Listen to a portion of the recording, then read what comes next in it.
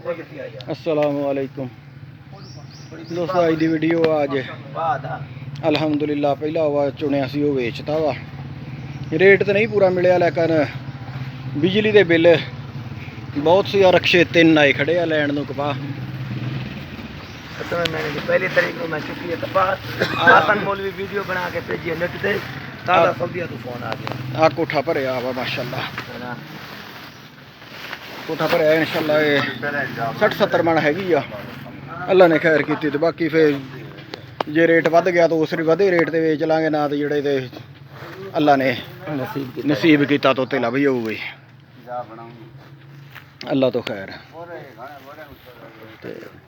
बाकी अज दूसरे बारे की भी अज चुनी पाती आ।